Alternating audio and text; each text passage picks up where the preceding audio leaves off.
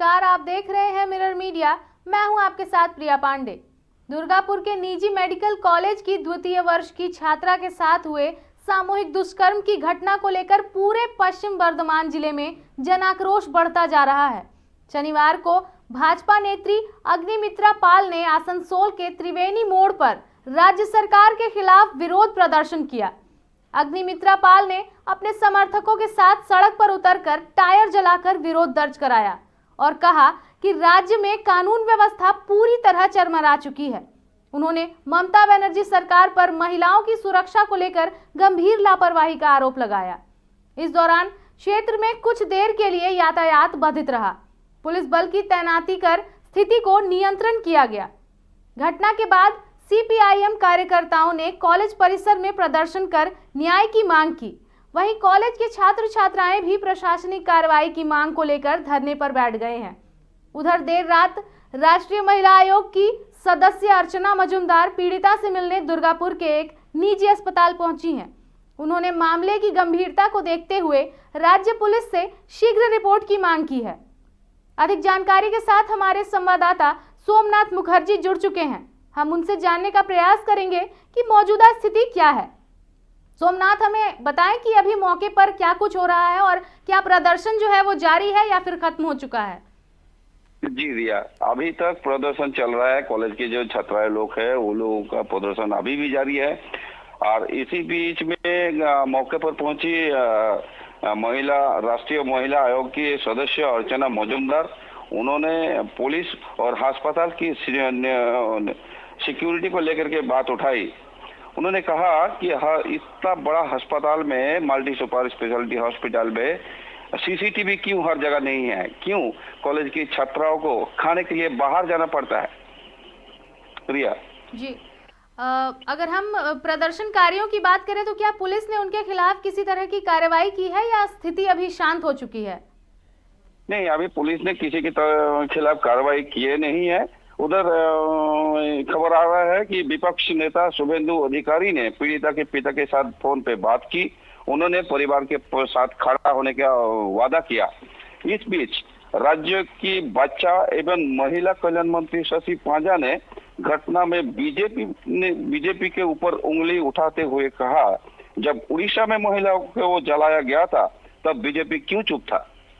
रिया, तो यानी कि अब ये सियासी घमासान शुरू हो चुका है और आरोप प्रत्यारोप का दौर जारी हो गया है। कहीं ना कहीं हम देख सकते हैं कि ये जो मुद्दा है ये पॉलिटिकल रूप ले रहा है। जी जी जी, एकदम। अगर हम बात करें आसनसोल की, तो अग्निमित्रा पाल ने अपने प्रदर्शन के दौरान क्या कुछ बातें कही थी, क्या कुछ कहा था उन्होंने?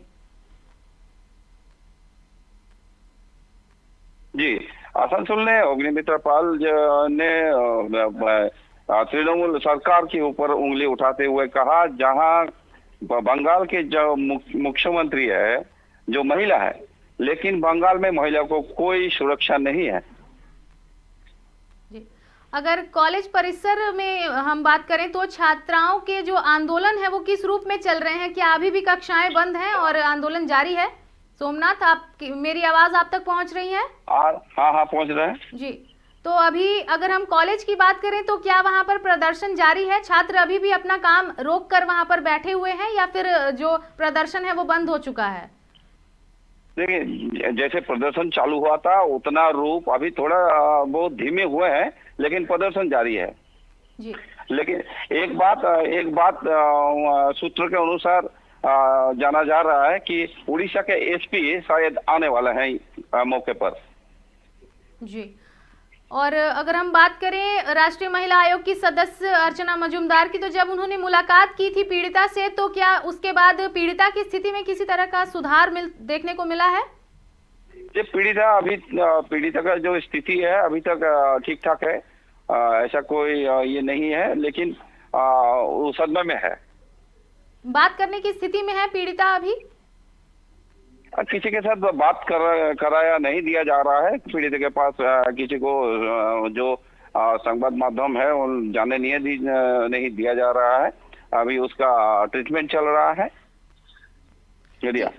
सोमनाथ जी, जैसा कि आपने बताया कि जो सूचना है उड़ीसा के एसपी के आने की, तो आपसे हम ये जानना चाहेंगे कि स्थानीय प्रशासन इस पर क्या कुछ कोई आधिकारिक प्रतिक्रिया आई है उसकी ओर से, या जिला पुलिस की ओर से कुछ भी? अभी भी जिला पुलिस की ओर से कोई प्रतिक्रिया नहीं आई है। यहाँ इसी बात को लेकर के चर्चा जारी है। लोगों में इस घटना को लेकर कितना आक्रोश है, और क्या नागरिक भी सड़कों पर आ चुके हैं इस घटना के बाद से? यार देखो, लोगों में तो आक्रोश है, लेकिन कोई नागरिक ये घटना को लेकर के रास्ते पे आए नहीं अभी तक। ये सूत्र के अनुसार देखा गया है, अस्पताल परिसर में जो छात्र लोग पहले इस पीड़िता के पास, पीड़िता का जो साथ जो लोग ये काम किया है, दुष्कर्म किया है, उनके ऊपर जो पुलिस व्यवस्था है उनके ऊपर जो कठिन उन लोगों को सजा देने का मांग किया जा रहा था, उसी कॉलेज में कुछ छात्र हैं जो अभी कॉलेज के जो ये है कॉलेज के जो अध्यक्ष है उनके तरफ चल गया है, और कुछ छात्र लोगों ने तो कुछ सांबादिक ऊपर हमला भी किया है, ऐसा खबर आ रहा है।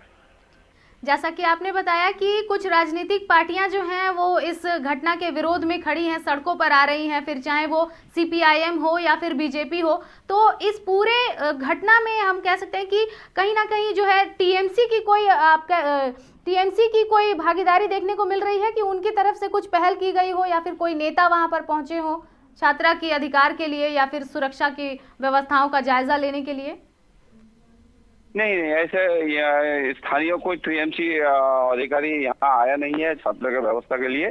शशि पंजा ने जो कहा है, छात्र के पास टीएमसी की तरफ से जो जाना जा रहा है, सामने आया नहीं है, जाना जा रहा है कि सरकार वो लड़के के साथ है, परिवार के साथ है।